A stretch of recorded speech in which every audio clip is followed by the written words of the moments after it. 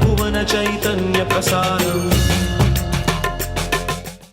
నమస్కారం, మన ధర్మం కార్యక్రమానికి స్వాగతం. ఇవాల్టి మన ధర్మం కార్యక్రమంలో మన ధర్మ సందేహాలను నివృత్తి చేసేందుకు మనతో పాటు ఉన్నారు ప్రముఖ ఆధ్యాత్మికవేత్త, ధర్మశాస్త్ర నిపుణులు బ్రహ్మశ్రీ డాక్టర్ కాకునూరి సూర్యనారాయణమూర్తి గారు.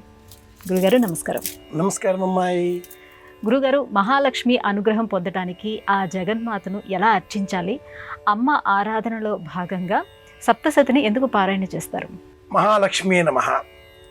నమస్తేస్తు మహామాయే శ్రీపీఠే సురపూజితే శంఖ చక్ర గదాహస్తేర్మహాలక్ష్మీర్నమోస్తుతే. నవరాత్రులలో అమ్మను పూజించేటటువంటి సంప్రదాయంలో మహాలక్ష్మి ఆరాధన చాలా విశేషమైనది. లక్ష్మి అనగానే లక్ష్యార్థే లక్షణార్థే అనే తాత్పర్యంలో అమ్మను సంపద రూపంలో కాకుండా ఆనంద రూపంలో భావన చేయాలి. విజయం లభిస్తే ఆనందం, అది లక్ష్మీ స్వరూపం. పాడి పంటలు లభిస్తే ఆనందం, అది ఆరోగ్య చిహ్నం. బంధువులు పెరగడం, సాహసంతో సంకల్పాలను పరిపూర్ణం చేసుకోవడం, ఇవన్నీ కూడా లక్ష్మీ స్వరూపాలుగా పురాణం తెలియజేస్తుంది. ఇందులో నవరాత్రులలో అమ్మను విశేషంగా మహాదేవ్యై చ విద్మహే విష్ణుపత్న్యై చ ధీమహి తన్నో లక్ష్మీ ప్రచోదయాత్, ఇది లక్ష్మీ గాయత్రి మహామంత్రం. ఈ రూపంలో స్తోత్రం చేస్తే శంఖ చక్ర గదాహస్తే అని కదా ఇంద్రుడు స్తోత్రం చేసింది. ఇలా చేసినట్లయితే అమ్మ అనుగ్రహంతో ఆనందం అనే సంపద మనకు లభిస్తుంది.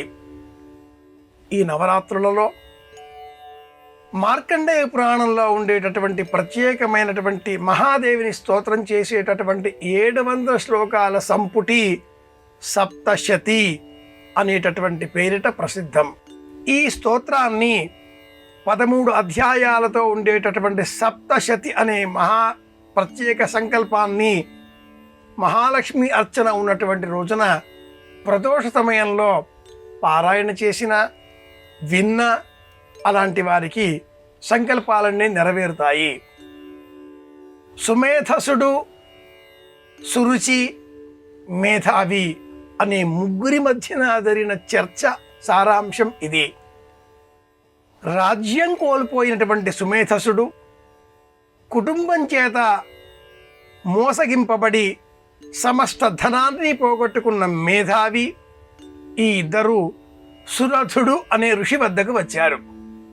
నా ధనం నాకు కావాలి అన్నాడు మేధావి, నా రాజ్యం నాకు కావాలి అన్నాడు సుమేధసుడు. ఇరువురికి మహాలక్ష్మి స్తోత్ర సంపుటితో ముడిపడి ఉన్నటువంటి 13 అధ్యాయాల సప్తశతి అనే పేరిట కల ఈ అమ్మవారి స్తోత్రాన్ని విన్నా, పారాయణం చేసిన అలాంటి వారికి సంకల్పాలన్నీ నెరవేరుతాయి అంటూ సురథుడు అనే ఆ మహర్షి అమ్మవారి స్తోత్ర పరంపర చెప్పడంతో మార్కండేయ పురాణాంతర్గతమైనటువంటి సప్తశతిని ఈ రోజున పఠిస్తారు. లేదా బ్రహ్మాండ పురాణాంతర్గతమైనటువంటి లలితోపాఖ్యానం అనే పేరిట ఉండే మహాలక్ష్మి స్తోత్రాన్ని కూడా పారాయణ చేస్తే, లేక వింటే అలాంటి వారికి సమస్త సంపదలు కలుగుతాయి. ఇవన్నీ ఎక్కడా అనుకునేటటువంటి వారు ఇంద్రుడు చేసినటువంటి 8 శ్లోకాలతో ఉండే ఇంద్ర స్తోత్రం, ఈ స్తోత్రం విన్నా నమస్తేస్తు మహామాయే ఈ ఇంద్ర స్తోత్రంలోని తొలి శ్లోకం. ఈ స్తోత్రం విన్నా కూడా అమ్మ అనుగ్రహం లభిస్తుంది, ఆనందం కలుగుతుంది. గురుగారు, ఈ నవరాత్రులలో అమ్మవారిని వివిధ రీతులలో, వివిధ ఆకృతులలో మనం ఆరాధన చేస్తాం. అయితే అమ్మవారి ఆరాధనకు కలశం, విగ్రహం, శ్రీచక్రం వీటిలో ఏది శ్రేష్టం? సులభంగా అందరికీ అందుబాటులో ఉండేది చిత్రపటం. కలశమైన, విగ్రహమైన, శ్రీచక్రమైన ఈ 3 సాధనాక్రమంతో ముడిపడి ఉండేవి అవుతాయి. వంశపారంపర్యంగా, అనూచానంగా కొందరి గృహాలలో శ్రీచక్ర ఆరాధన, లేక కలశం రూపంలో ఆరాధన చేయడం, లేక విగ్రహం అర్చామూర్తి రూపంలో ఆరాధన చేయడం సర్వే సర్వత్రా గమనించిన అంశం అవుతున్నది. అలా కాకుండా ఈనాటి కాలంలో ఆధునిక పద్ధతులను మేళవించినప్పుడు చిత్రపటం రూపంలో కూడా అమ్మను ఆరాధించవచ్చు. శ్రీచక్రం మేరువును కూడా ప్రత్యక్ష రూపంలో మనం అర్చన చేసే క్రమంలో అనేక నియమాలను అనుసరించవలసి ఉంటుంది. ఉద్యోగ బాధ్యతలు, కార్యాలయానికి వెళ్ళడం, ఆహార విహారాదులలో నియమాలు అనుసరించలేకపోవడం, ఇలాంటి పరిస్థితుల కారణంగా ఏ ప్రమాదము లేనటువంటి సాధారణమైనటువంటి విధానంలో చిత్రపటం రూపంలో శ్రీచక్రాన్ని కూడా అర్చించవచ్చు. ఇక కలశం అనుకున్నప్పుడు హస్త నక్షత్రంతో ఆరంభం చేసి శ్రవణ నక్షత్రంతో పూర్తి అయ్యే విధంగా 9 రోజులు అమ్మను కలశ రూపంలో ఆరాధన చేయాలి. పూజాగృహంలో ఉత్తర దిగ్భాగంలో మంటపం ఏర్పాటు చేసి ఎరుపు రంగు వస్త్రం పరచి జొన్నలు లేక గోధుమలు రాశిగా పోసి ఆ పైన రాగి చెంబును కలశంగా ఏర్పాటు చేసి అందులో బియ్యము లేక గోధుమలు లేక జొన్నలు లేక మంచినీరు, ఇంటి ఆచారం ఏది ఉందో ఆ ప్రకారంగా నింపి పసుపు, కుంకుమ, ఖర్జూరము, వక్కలు, తమలపాకులు, మామిడి ఆకులు అందులో ఉంచి ఆ పైన ఒక కొబ్బరికాయను అడ్డంగా పరుండబెట్టాలి, నిలబెట్టకూడదు. నిలబెడితే మనలో ఉద్వేగం పెరుగుతుంది. జపం చేసేటటువంటి వారిలో, పూజ చేసేటటువంటి వారిలో తామస లక్షణాలు పెరుగుతాయి. సాత్విక రూపంలో అమ్మను అర్చించేటటువంటి వారు ఆ కొబ్బరికాయలు ఇలా పరుండబెడతారు. పీచు భాగం మన ఎదురుగా ఉండేలాగా చూసుకుంటారు. ఇలా కలశం ఏర్పాటు చేసి వస్త్రం చేత ఆచ్ఛాదన చేసి అమ్మకై ప్రీతికరంగా తేనె, అరటిపళ్ళు, కొబ్బరి ముక్కలు మూడింటిని కలిపి చేసేటటువంటి నివేదన త్రిమధురము. ఇలా త్రిమధురాన్ని నివేదన చేసి సౌందర్య లహరిలో ఉండేటటువంటి శ్లోకాలు చదివినా విన్నా అమ్మ అనుగ్రహంతో అష్టైశ్వర్యాలు కలుగుతాయి, వంశాభివృద్ధి కలుగుతుంది, సమస్త సంపదలు లభిస్తాయి.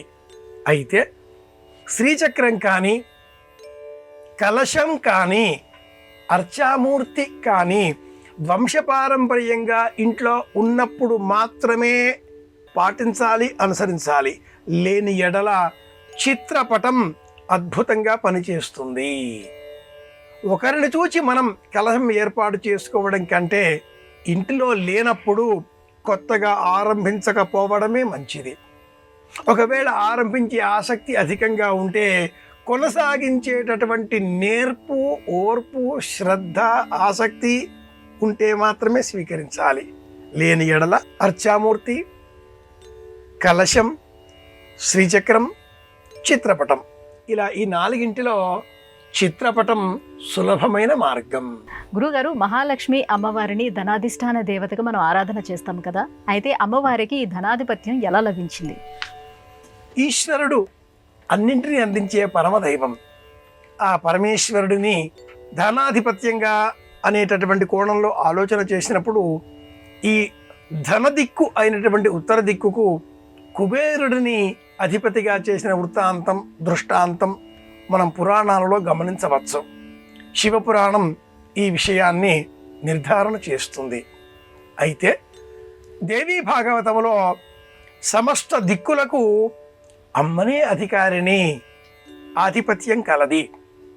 రాక్షస సంహారం చేసే నిమిత్తమై దేవతల అభ్యర్థన మేరకు కాత్యాయన మహర్షికి జన్మగా కూతురిగా జన్మించిన మహాలక్ష్మీదేవి ఆ రూపంలో సమస్త దేవతల శక్తులను ఉత్తరం వైపున కేంద్రీకరించే విధంగా ఒక రూపాన్ని కల్పన చేయడంతో ఉత్తరం దిక్కుకు సహజంగా ధనం ఆధిపత్య స్థానం కనుక అమ్మవారికి ధనాధిపత్యం ఈ కోణంలో ఏర్పడింది అనేవారు ఉంటారు.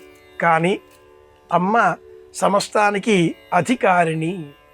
మణిద్వీప వర్ణన చదివితే మన ఇంటిలో మనకు సొంత గృహం ఏర్పడుతుంది. కమలే కమలాలయే ప్రసీద ప్రసీద అన్నప్పుడు సమస్త సంపదలు మనకు లభిస్తాయి. సహజంగా అమ్మ ధనాధిపత్యం అధికారినిగా ఉన్న రూపం కారణం చేతనే ఇంద్రుని వద్ద పూర్వం ఉండేది. దుర్వాస మహర్షి శాపం కారణంగా మహాలక్ష్మి నీటిలో దీర్ఘకాలం ఆశ్రయం పొంది ఉండడంతో దేవదానవులు అమృతం కోసం సముద్రాన్ని మథించిన వేళలో తిరిగి ప్రాదుర్భావం చెంది శ్రీమన్నారాయణమూర్తి ఏ విషయం పట్ల ఆసక్తిగా లేకుండా ద్వంద్వాతీతంగా ఉన్న కారణం చేత స్వామిని భరించింది. అలా స్వామి లక్ష్మి సవిభ్రమ ఆలోక శుభ్రు విభ్రమ చక్షుషే ఈ రూపాన్ని పొందినట్లుగా మనకు దేవీ భాగవతం కూడా వివరిస్తుంది. సమస్త సంపదలకు జగన్మాత ఆది నుంచి అధికారిని కనుక ఒకరి ఇచ్చే అవసరం లేదు. అమ్మను పూజ చేస్తే అమ్మనే మనకు అన్నీ అందిస్తుంది. ద్వే విద్యే వేదితవ్యే, ఒకటి మోక్ష విద్య, రెండవది భౌతిక విద్య. ఒక చేతితో మోక్షాన్ని మరొక చేతితో ధనాన్ని అందించే మహాశక్తి కనుకనే అమ్మను లక్ష్మీ స్వరూపంగా మహాకాళి, మహాలక్ష్మి, మహాసరస్వతి ఇచ్ఛాక్రియా జ్ఞాన శక్త్యాత్మకంగా త్రిమూర్తియాత్మకంగా ఉండేటటువంటి పరశక్తులలో లక్ష్మీదేవిగా ధనకు ప్రతిరూపంగా పూజించడం ఈ పురాణంలో మనం గమనించవచ్చు. మహాలక్ష్మి ఈ రూపంలో జగదమ్మను అర్చించేటటువంటి రోజున విశేషంగా అమ్మ అనుగ్రహం కోరి దేవీ భాగవతంలో ఉన్న మణిద్వీప వర్ణన పారాయణ చేస్తే కూడా అమ్మ అనుగ్రహంతో సంపదలు మనకు లభిస్తాయి. గురుగారు, నవదుర్గా రూపాలలో కాత్యాయని దేవి ప్రత్యేకత ఏంటి? ఈ కాత్యాయని దేవి ఎలా ఆవిర్భవించింది? కాత్యాయనాయ విద్మహే కన్యాకుమారి ధీమహి తన్నో దుర్గి ప్రచోదయాత్. మహానారాయణంలో ఉండేటటువంటి కాత్యాయని గాయత్రి మహామంత్రం ఇది. కాత్యాయని శివాగౌరి సావిత్రి సర్వమంగళ అమరకోశాది గ్రంథాలలో పర్యాయ పదాలుగా కూడా మనం గమనించవచ్చు. పూర్వం కాత్యాయన మహర్షి అనే ఒక మహర్షి తపస్సు చేసుకుంటూ ఉండేవాడు. ఆ రోజులలో శుంభనిశుంభులు, చండముండులు, మహిషుడు, చిక్షురుడు ఇత్యాదిగా గల రాక్షస స్వరూపం విజృంభించి లోకాలన్నింటినీ అతలాకుతలం చేయడంతో సమస్త దేవతలంతా కూడా భయకంపితులయ్యారు. వారి తీక్ష్ణమైన కోపం ఎల్లెడలా ప్రసరించసాగింది. కానీ కేంద్రీకృతం కాలేనటువంటి పరిస్థితి. కాత్యాయన మహర్షి జగదంబను స్తోత్రం చేసి నాకు కుమార్తెగా జన్మించవలసింది అంటూ ప్రార్థన చేశాడు. కాత్యాయన మహర్షి ఆశ్రమంలో ఉత్తర దిగ్భాగంలో ఈ దేవీ దేవతల కోప దృక్కులన్నీ కూడా కేంద్రీకృతం అయ్యాయి. ఈ చూపులన్నీ సూర్య సవితానామక కిరణాలుగా పరావర్తనం చెంది కేంద్రీకృతం కావడంతో కాత్యాయన మహర్షి సంకల్పం మేరకు అలా కేంద్రీకృతమైన ఆ చూపుల కోణాలు, కిరణాలు అన్నీ కూడా అమ్మాయి రూపానికి ప్రతిబింబంగా మారడంతో ఆ చిన్నారి కాత్యాయని అన్న పేరిట పురాణ కీర్తి పొందింది. ఇలా కాత్యాయన మహర్షి గృహంలో రాక్షస సంహారం కోసం కేంద్రీకృతమైన సమస్త దేవీ దేవతల ఆగ్రహ చూపుల కోణాలు కేంద్రీకృతమైన కారణంగా పుట్టిన ఈ అమ్మాయికి చండిక అన్న పేరు కూడా ప్రసిద్ధం. చెడి కోపే. మహాలక్ష్మి అంటే సాత్విక రూపంలో పూజించే మనం నవరాత్రులలో అమ్మవారిని కాళరాత్రి అన్న పేరిట కూడా లేక కాత్యాయని అన్న పేరిట కూడా ఆరాధన చేస్తూ ఉంటాం. షష్ఠం కాత్యాయని రిపుః. జాతక చక్రంలో 6వ భాగం శత్రువర్గాన్ని సూచించేది అవుతున్నది. మన శత్రువులను, శత్రుత్వ గుణాలను, 6 కామక్రోధాదులను తొలగించేటటువంటి 6వ రూపం కాత్యాయని కనుక అమ్మను విశేషంగా మహాలక్ష్మిని అర్చించేటటువంటి రోజున కాత్యాయని అన్న పేరిట కూడా పూజించడం సంప్రదాయం. తీవ్రమైనటువంటి రూపంలో మహాలక్ష్మిని కూడా ఈ రోజున ఆరాధన చేస్తారు. గురుగారు, ధనయోగం సిద్ధించాలి అంటే గృహపరంగా ఎటువంటి నియమాల్ని పాటించాలి? జాతక పరంగా ఏ స్థానాలు ధనయోగాన్ని సూచిస్తాయి? జాతక చక్రంలో రెండవ స్థానం ధనయోగానికి ప్రత్యేకం. ద్వితీయం ధనవాగ్విత్తం కుటుంబం నేత్ర సంజ్ఞికం. ఈ రెండవ భావానికే మారకం అనేది కూడా ఉంది. అష్టమం 8వ భావం ఆయుర్దాయ భావం. అష్టమానికి అష్టమం 8వ గడి నుంచి 8వదిగా లెక్క పెట్టినప్పుడు అది 2వ స్థానమే అవుతుంది. ఆ 2వ స్థానమే డబ్బు, ధనం, వాక్కు, విత్తం, కుటుంబం ఇవన్నీ కూడా 2వ స్థానం. కంటి చూపు కూడా. డబ్బు పెరిగితే మరణం. అలాగే కంటి చూపు పోయిన చోటికల్లా మనం పోతే మరణం. అలాగే అర్థం లేకుండా మాట్లాడితే కూడా మన నోటి మాట, నోటి దురుసు మనకు శత్రువుల సంఖ్యను పెంచుతుంది, మరణం.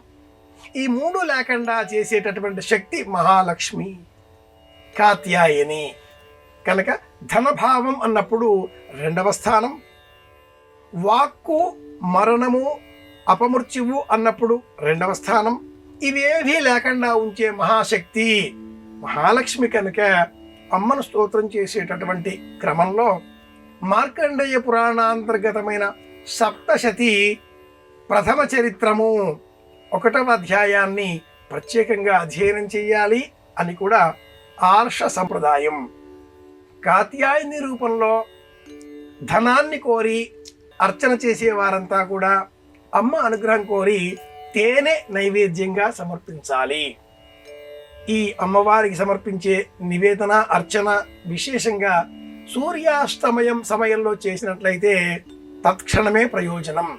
ఉదయమంతా ఉపవాస వ్రతం కొనసాగించి సాయంత్రం స్నానాదికాదులు పూర్తి చేసుకుని అమ్మ సన్నిధానంలో దీపారాధన చేసి భక్తి శ్రద్ధలతో అమ్మ అనుగ్రహం కోరి తేనె నైవేద్యంగా సమర్పిస్తే కూడా కాత్యాయని అమ్మవారి అనుగ్రహం, అలాగే మహాలక్ష్మి అనుగ్రహం లభిస్తాయి. 2వ భావం అయినటువంటి జాతక చక్రంలో ఉండే ద్వితీయం, ఆ కారణంగా ధనము లభిస్తుంది, అపమృత్యువు దూరం అవుతుంది. గురుగారు, లక్ష్మీదేవి స్థిరంగా ప్రతి ఒక్కరు గృహంలోనే నిలబడాలని ప్రతి ఒక్కరూ కోరుకుంటూ ఉంటారు. అయితే అలా ఉండటానికి ఎటువంటి నియమాలను పాటించాలి? లక్ష్మీదేవి నివాస స్థానాలేంటి?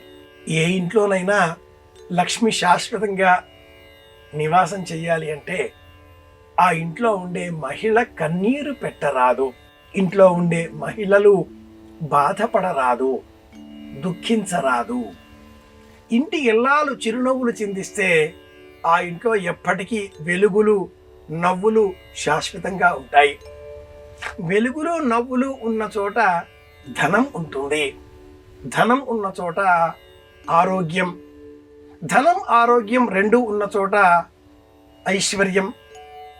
ఈ ధనము, ఆరోగ్యము, ఐశ్వర్యము అన్నీ ఉన్న చోటనే ఆనందం కూడా ఉండడంతో ఇంట్లో ధనం స్థిరంగా ఉండాలి, ఐశ్వర్యం స్థిరంగా ఉండాలి అనుకునేవారు ఇంటిలోని మహిళలను కంట తడి పెట్టకుండా చూసుకోవాలి. లక్ష్మి స్థిర నివాస స్థానాలు: గోవు తోక, ఇంటి ప్రధాన ద్వారం, గడప, దీపం, దేవతారాధన చేసేటటువంటి చోట శంఖం ఉన్నటువంటి స్థలం, ఘంటానాదం చేసే సమయంలో ఆ వైబ్రేషన్స్, తరంగాలు ఎంత మేరకు వెళతాయో అంత మేర పరిశుభ్రంగా ఉంచుకోవడం, ఇంటిలో ఎప్పుడూ ఏ కోణంలో, ఏ చివర, ఏ మూలలో కూడా చీకటి లేకుండా ఉండడం, వెలుతురుతో నింపుకోవడం, రోలు రోకలి ఉంచేటటువంటి చోటు, భోజనాల శాలలో భోజనాల బల్ల, పుస్తకాలు ఉంచే చోటు, కలం ఉంచేటటువంటి స్థలం, ఇలా ప్రతి విషయాన్ని కూడా లక్ష్మీప్రదంగా, లక్ష్మీ నివాస స్థానంగా సంప్రదాయం వర్ణించింది.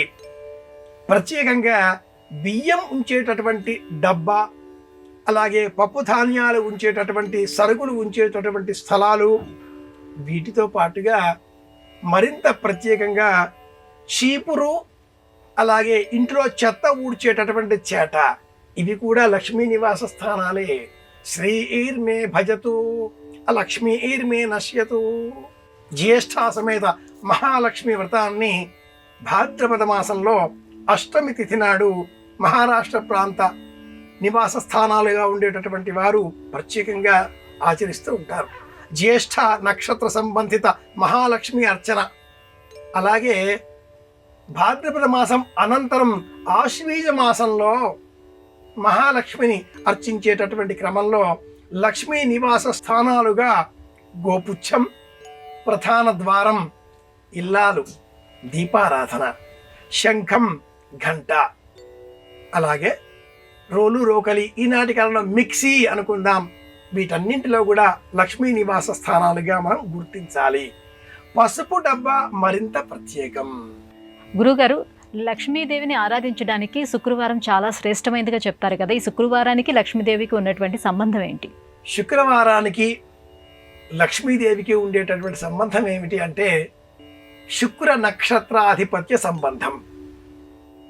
శుక్రో వివాహం భాగ్యంచ భోగస్థానంచ వాహనం అంటూ నిఘంటువు శుక్రగ్రహ కారకత్వాలను ఇలా భోగభాగ్యములు అందించేటటువంటి చూపు గల గ్రహంగా వర్ణిస్తుంది.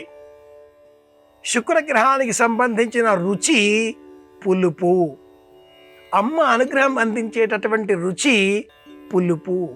అందుకే అమ్మవారి ఆలయాలలో పులిహోర, చింతపండుతో చేసే పదార్థాలు విరివిగా మనం గమనిస్తూ ఉంటాం. చంచలాయై నమః పాదౌ పూజయామి, చపలాయై నమః జానుని పూజయామి. చంచలమైనటువంటి ఈ జగదంబను లక్ష్మీ రూపంలో మన ఇంటిలోనే మనం భద్రపరుచుకోవాలి అన్నప్పుడు అమ్మను అర్చించేటటువంటి క్రమంలో పులుపు రుచి గల పదార్థాలను విశేషంగా నివేదనగా సమర్పించాలి.